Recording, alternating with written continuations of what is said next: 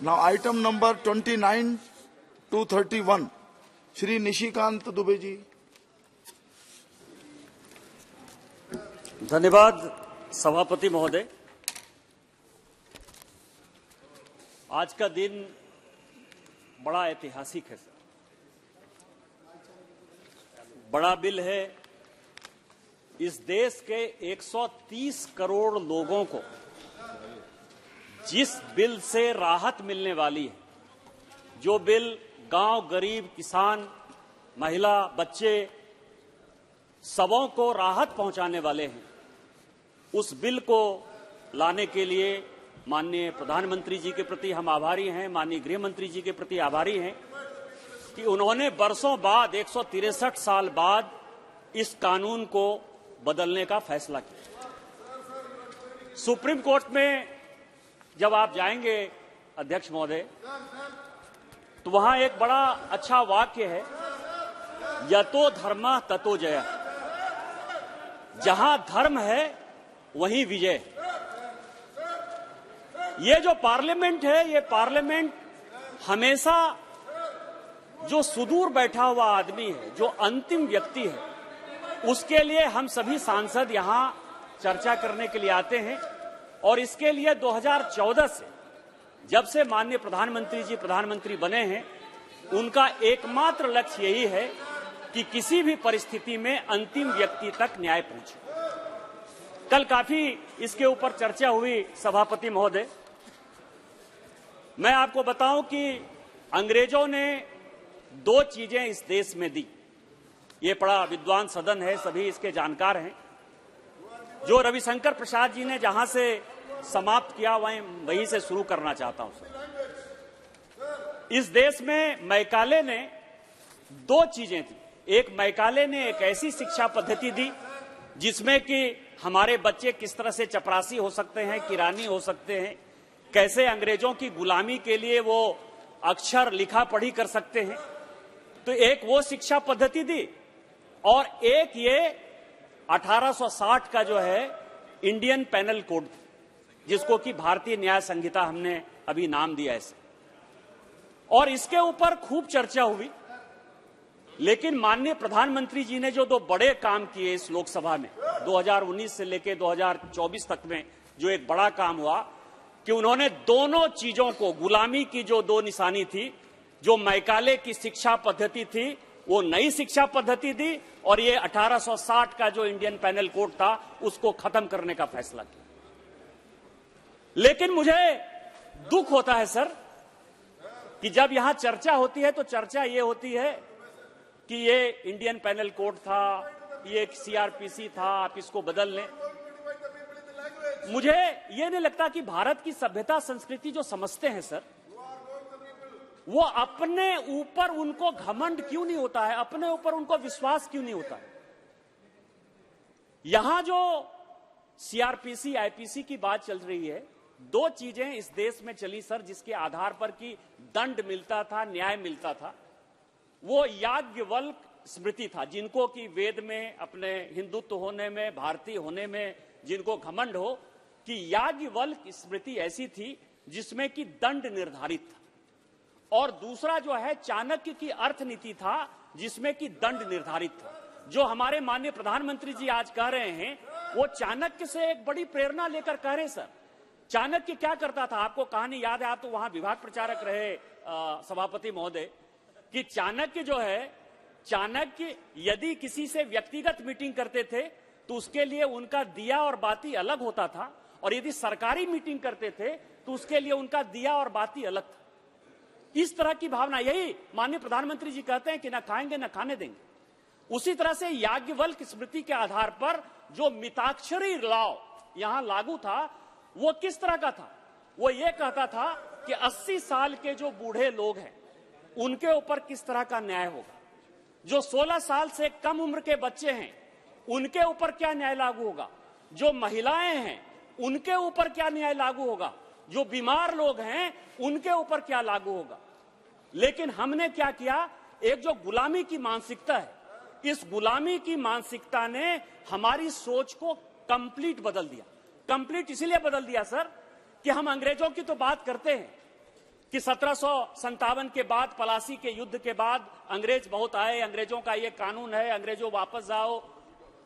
लेकिन जो मुगल आए 1526 में, उसके बारे में कभी याद करते हैं सर? जो 6ठी शताब्दी के बाद गुलाम वंश का हमारे ऊपर शासन हुआ, 6ठी शताब्दी के पहले तो यहां कोई मुस्लिम था ही नहीं। तो क्या 6ठी शताब्दी के पहले इस देश में कोई नियम कानून लागू नहीं था?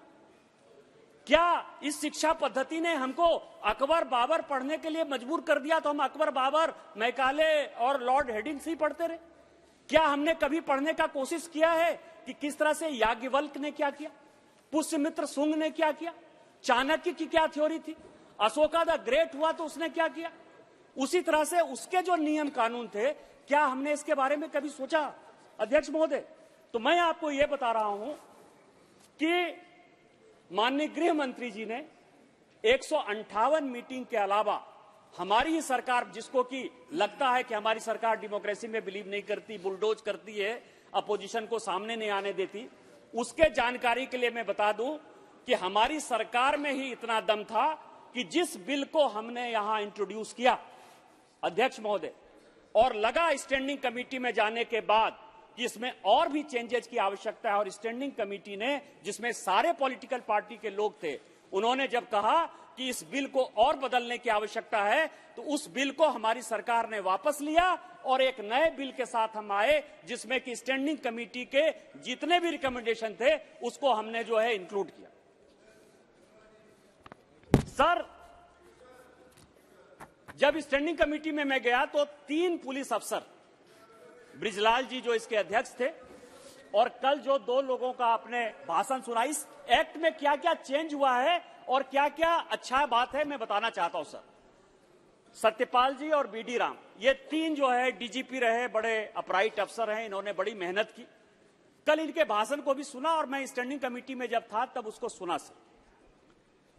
ये लोग ये कह रहे हैं कि पुलिस को जो है अधिकार देना चाहिए, पुलिस के सामने जो एडमिशन आप लेते हैं, जो आप अपना बात कहते हैं, उसको जो है कोर्ट माना जाए, 164 का स्टेटमेंट माना जाए। लेकिन हमारी सरकार माननीय मोदी जी के नेतृत्व में, माननीय गृह मंत्री जी के नेतृत्व में, वो इतनी कमिटेड है, उसका कहना है कि ये आम लोगों की सरकार है, जनता की सरकार है, हम पुलिस राज नहीं लागू कर सकते। और इसलिए मैं ये बातें कह रहा हूं कि वो अपने पुलिस के नजरिए से बोलते हैं, मैं अपने व्यक्तिगत नजरिए से बोलता हूं सर। मैं गया चुनाव में, और ये सभी एमपीज को जानने वाली बात है कि जब मैं 2009 में चुनाव में गया तो मेरे ऊपर या मेरे किसी परिवार के ऊपर, ना नाना के तरफ से ना दादा के तरफ से, 7 पुश्त में एक भी केस नहीं था। 2009 में मैं जब ने नॉमिनेशन फाइल किया सर, तो 2009 में मैं कहता था कि मैं एक ऐसा कैंडिडेट हूं जिसके ऊपर एक एफआईआर नहीं है। मेरे सामने जो कैंडिडेट हैं उनके ऊपर मर्डर के, ट्रीजन के, लूटमार के, हत्या के, चोरी के, डकैती के सभी केस। लेकिन जिस दिन मेरा चुनाव खत्म हुआ, और बीडी राम साहब यहां बैठे हुए हैं, तत्कालीन डीजीपी थे जब मैं चुनाव लड़ने के लिए गया था, बड़े अपराइट अफसर हैं, इनके ऊपर एक फिल्म गंगा जल बन चुकी है सर, मेरे जिले के ये एसपी रहे 1980 में। जब चुनाव जिस दिन खत्म हुआ अध्यक्ष महोदय, उस दिन मेरे ऊपर और मेरे पत्नी के ऊपर 307 का केस था। पहला केस जो मेरे ऊपर आया वो अटेम्प्ट टू मर्डर का हुआ। उल्टा मेरी ही गाड़ी जलाई गई, मेरी गाड़ी को आग लगा दिया गया, एसपी वहां खड़ा था। इसके बाद भी 307 का मैं एक्यूज हूं। 2009 में सर, आप कहते हैं कि एमपी एमएलए के लिए सुप्रीम कोर्ट कहती है कि अलग केस है। 2009 में मेरे एक कार्यकर्ता को कहा कि यह बम बना रहा है, उसके ऊपर एफआईआर हो गया। उसके रोड जाम का केस है सर। 2009 से लेके आज 2023, 14 साल से मैं लड़ रहा हूं इस पुलिस से। एक एससी एसटी का केस है सर देवघर में, जिस दिन की मैं इंग्लैंड में मौजूद था पूरे परिवार के साथ। आप ये समझिए, उसके बाद भी कहा गया कि मैंने जाकर किसी को गाली दे दी। क्या इस तरह के चेंजेस नहीं होने चाहिए? क्या 0 एफआईआर नहीं होना चाहिए? क्या एफआईआर नहीं होना चाहिए? क्या पुलिस को जो है उस अधिकार से आम लोगों को बचाने के लिए, यदि इस एक्ट में माननीय प्रधानमंत्री और गृह मंत्री जी ने ये आमूलचूल परिवर्तन किया है, तो क्या आम जनता को राहत देने के लिए नहीं किया है? जिस जिस पुलिसिया राज में सांसद तक सुरक्षित नहीं है, जिस पुलिसिया राज में कोई अच्छा आदमी डॉक्टर, प्रोफेसर, इंजीनियर तक सुरक्षित नहीं है, क्या उसमें हम पुलिस राज बना देंगे? इसके लिए मैं माननीय प्रधानमंत्री जी का और गृह मंत्री जी का धन्यवाद देना चाहता हूं कि वो किसी दबाव में नहीं आए और ये पुलिसिया राज से जो है मुक्त करने का ये बिल लेकर आए। जब नाश मनुष्य पर छाता है, पहले विवेक बढ़ जाता है। ये विरोध क्यों? पूरा का पूरा अपोजिशन 2 वीक बड़े अच्छे से सांसद चलाता रहा। आज अपोजिशन के लोगों ने खुद ही ये निर्णय किया कि मुझे जल्दी से निकालो, मुझे जल्दी से निकालो। अभी भी जो ये 3-4 लोग हैं सर, जिस तरह से कागज फेंक रहे हैं, आपने कभी निर्णय सोचा कि इसके बारे में कि क्या कांग्रेस और उनके समर्थित पार्टियों का क्या उद्देश्य है? उद्देश्य यह है सर कि इनको कुछ नहीं करना है, क्योंकि इनको पता है कि मोदी है तो मुमकिन है और मोदी इस तरह का काम करके चला जाएगा कि फिर इन लोगों को जो है वापस लौटने का कोई रास्ता नहीं होगा। आज मल्लिकार्जुन खड़गे साहब को जो है कल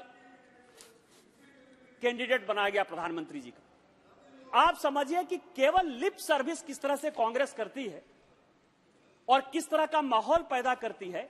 अंबेडकर जी को जिस कांग्रेस ने की हराया, योगेंद्र मंडल जी को बांग्लादेश पाकिस्तान भगा दिया, बाबू जगजीवन राम को कांग्रेस छोड़ने के लिए मजबूर कर दिया, आज उसके लिए मल्लिकार्जुन खड़गे नजर आते हैं।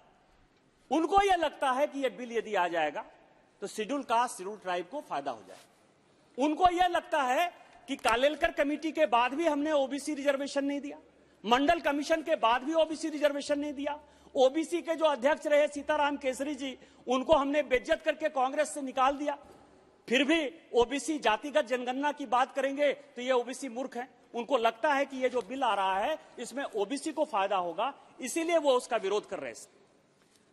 मैं पार्लियामेंट की बात करता हूं। आप ये समझें कि इनको सीआरपीसी, आईपीसी, भारतीय न्याय संहिता, भारतीय नागरिक सुरक्षा संस्था, भारतीय एविडेंस एक्ट में जो समस्या नजर आ रही है कि 130 करोड़ लोगों को राहत आएगी, उसमें उन्होंने पार्लियामेंट का विषय, और मैं ये सारे लोगों के, चूंकि अध्यक्ष जी ने पत्र लिखा है इसलिए जानकारी देना चाहता हूं कि पार्लियामेंट की जो उस दिन की घटना है वो 27वीं घटना है। माननीय अध्यक्ष जी ने 17 घटनाओं का जिक्र किया है, 10 घटनाओं का जिक्र मैं कर देता हूं। 1960 का सवाल हो, 1962 का सवाल हो, 1964 का सवाल हो, 1966 का सवाल हो, 1971 का सवाल हो, वहां से लेके लगातार कांग्रेस के लोग प्लेन हाईजैक करते रहे और कांग्रेस के लोग यहां कट्टा लेकर आते रहे, रिवॉल्वर लेकर आते रहे। कभी भी पार्लियामेंट में किसी अपोजिशन पार्टी ने, चाहे वो जनसंघ हो, चाहे वो भारतीय जनता पार्टी हो, चाहे उस वक्त की जनता दल हो, कभी किसी ने पार्लियामेंट रोकने का प्रयास नहीं किया, क्योंकि संसद जो है, संसद का जो लॉ एंड ऑर्डर है, इसको मैनेज करने का जो अधिकार है वो केवल और केवल लोकसभा अध्यक्ष, लोकसभा सेक्रेटेरिएट को, और लोकसभा अध्यक्ष और लोकसभा सेक्रेटेरिएट पर इस सदन में कभी चर्चा नहीं हुई। लेकिन पहली बार ऐसा है सर, क्योंकि यह बिल आ रहा था और यह बिल आम गांव, गरीब, किसान, महिला, दलित के सम्मान के लिए आ रहा था, इस बिल को किसी तरह से नहीं पास करें, इसके लिए ये विरोध की राजनीति कांग्रेस कर रही है और नहीं मुद्दे को वो मुद्दा बनाने की कोशिश कर रही है। ये इसका सवाल है सर। मैंने देखा डिसेंट, नोट ऑफ डिसेंट, जिसके ऊपर बहुत कम चर्चा हुई। आप मानसिकता समझ सकते हैं सर कि कांग्रेस और उसके अपोजिशन की क्या मानसिकता है। उन्होंने नोट ऑफ डिसेंट दिया है। नोट ऑफ डिसेंट उन्होंने 3-4 विषय पर दिया है इस बिल पर, जिससे कि आपको लगेगा कि वो विरोध क्यों कर रहे हैं। एक उन्होंने नोट ऑफ डिसेंट दिया सर कि ये जो भारतीय न्याय संहिता है, भारतीय नागरिक सुरक्षा संहिता है और भारतीय साक्ष्य बिल है, ये जो है हिंदी में है। नॉर्थ और साउथ का डिवाइड, मतलब देश को बांटने के लिए, पाकिस्तान और भारत के बांटने के बाद भी आज उनको खुशी नहीं है कि भारत यूनाइटेड है, भारत मजबूत है और माननीय प्रधानमंत्री जी के नेतृत्व में भारत आज विश्व की सबसे बड़ी ताकत बनने के लिए तैयार है। यह उनको मंजूर नहीं है सर। उन्होंने कहा कि यह हिंदी है। आप यह समझें सर, यह जो पार्लियामेंट है, पुराना पार्लियामेंट, जहां से कि अभी हम लोग नए पार्लियामेंट में आए, जो नॉर्थ ब्लॉक है, जो साउथ ब्लॉक है, जो सुप्रीम कोर्ट की मैंने बात की कि यतो धर्मा ततो जय, या राष्ट्रपति भवन है सर, यह सारी बिल्डिंग अंग्रेजों ने बनाई, हमने नहीं बनाई सर। आज हम भले नए बिल्डिंग में आ गए, माननीय प्रधानमंत्री जी ने यह नया बिल्डिंग दिया। मैं चैलेंज करता हूं कांग्रेस के सारे मित्रों को कि जाकर एक बार दोबारा पढ़िए। 70 साल आप वहां गए होंगे तो केवल पैसा कमाने के लिए गए होंगे, आपने कुछ देखा नहीं होगा कि उसमें क्या लिखा हुआ है, पढ़ा हुआ है। सभी बिल्डिंग में केवल और केवल संस्कृत के श्लोक हैं सर। एक भी अंग्रेजी का कोई वाक्य नहीं है, एक भी बाइबिल का कोई वाक्य नहीं है, एक भी कुरान का कोई वाक्य नहीं है। तो क्या आप उस बिल्डिंग में जाकर नहीं बैठे? और हिंदी जो है, हिंदी कौन सी मानसिकता है सर? आज आप समझिए कि पूजा होता है कश्मीर से कन्याकुमारी तक, यदि आप जाइए तो कोई भी पंडित हो, चाहे वो तमिल बोलने वाला हो, तेलुगु बोलने वाला हो, मलयालम बोलने वाला हो, भोजपुरी कन्नड़ बोलने वाला हो, वो सभी संस्कृत में ही पूजा कराता है। और यही मानसिकता है सर कि उनको जो गुलामी की मानसिकता, भूलने की मानसिकता है, जिसके ऊपर मैं कह रहा था कि ये देश जो है मुगल काल से देश नहीं है। ये काल मुगल या अंग्रेजों के आने के बाद ये देश नहीं बना है। ये देश जो है 4 वेद, 13 उपनिषद और रामायण और महाभारत हजारों हजार साल से आया है। और उसी मानसिकता के साथ यदि आप बात करेंगे तो आपको यह समझ में आएगा कि यह जो विरोध आप कर रहे हैं वो गलत विरोध कर रहे हैं। दूसरा जो उनका विरोध है सर, उनका विरोध है कि लोगों को फांसी नहीं होनी चाहिए। क्यों नहीं फांसी होनी चाहिए? पोटा के कानून को आपने रोका, उसके आधार पर उसके बाद आप यूएपीए लेकर आ गए, उसके बाद आप एनआईए बना लिए। लेकिन आपको क्या लगता है कि इस देश में टेररिस्ट आ जाए, दाऊद इब्राहिम बम विस्फोट करके चला जाए, लेकिन उसको फांसी नहीं होनी चाहिए? ये कानून से फांसी। और आप कहेंगे कि अभी तक 6 लोगों को हमने फांसी दी है। कानून जो है सर, कानून केवल भय दिखाता है। कानून बताता है कि आप यदि गलत काम करेंगे तो आपको इतनी बड़ी सजा हो सकती है। इसमें कन्विक्शन कितना हुआ, फांसी क्या हुआ, ये आतंकवाद के खिलाफ जो इसमें हमने एक बड़ा कानून जो बनाया है सर, टेररिज्म को जो हमने डिफाइन किया है, टेररिस्ट एक्टिविटी को जो हम रोकने की कोशिश कर रहे हैं, इस कारण से उन्होंने नोट ऑफ डिसेंट दिया। नोट ऑफ डिसेंट का एक और अच्छा बात बताऊं सर, लोग कहते हैं आप दिग्विजय सिंह का नोट ऑफ डिसेंट देख लीजिए, अधीर चौधरी जी का नोट ऑफ डिसेंट देख लीजिए, रवनीत बिट्टू का नोट ऑफ डिसेंट देख लीजिए। तीनों ने अलग अलग नोट ऑफ डिसेंट दिया है। तीनों का लाइन, कॉमा, फुल स्टॉप सब एक ही है सर। यदि तीनों का लाइन, कॉमा, फुल स्टॉप एक ही था तो आप एक ही लेटर पर साइन कर देते, अधीर रंजन चौधरी के लेटर पर साइन कर देते और साइन कर देते साहब। लेकिन सबको अपना नाम लेना है, ये विरोध की बात है सर। इसी तरह से मैं आपको बताऊं कि दूसरा उनका विरोध है सर कि जो आउटसाइड में लोग हैं उनका कन्विक्शन कैसे होगा। अब दाऊद इब्राहिम 93 में बम विस्फोट करके चला गया, पाकिस्तान भाग गया। यदि वो हमारे यहां नहीं आ रहा है सर, बस 5 मिनट में जो है मैं खत्म करूंगा सभापति, मुझे पता है कि और भी बहुत वक्त है बोलने के लिए।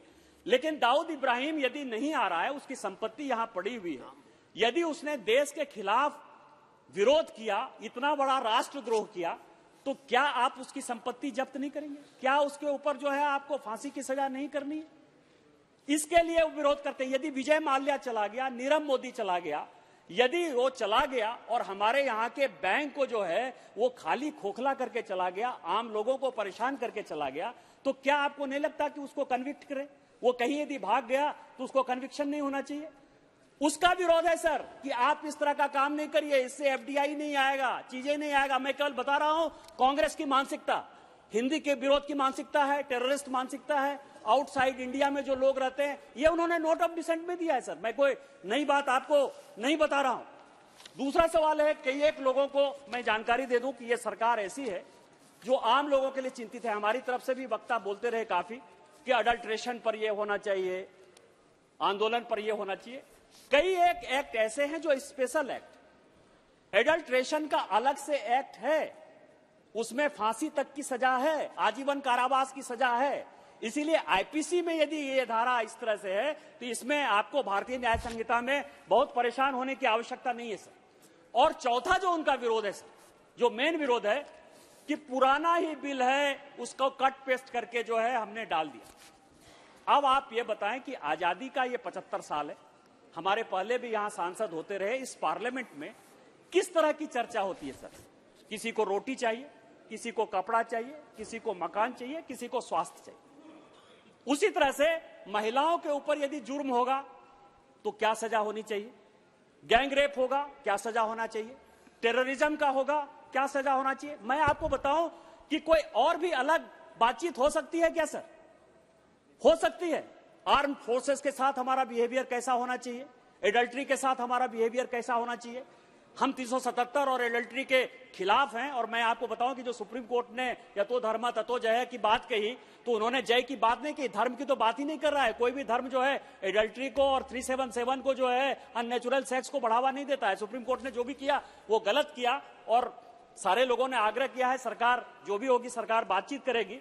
लेकिन मैं आपको बताऊं कि रोटी कपड़ा मकान स्वास्थ्य ही जब मेन विषय है, तो कोई भी यदि सजा देनी होगी, मर्डर का जो सजा होगा, रेप का जो सजा होगा वो बराबर होगा।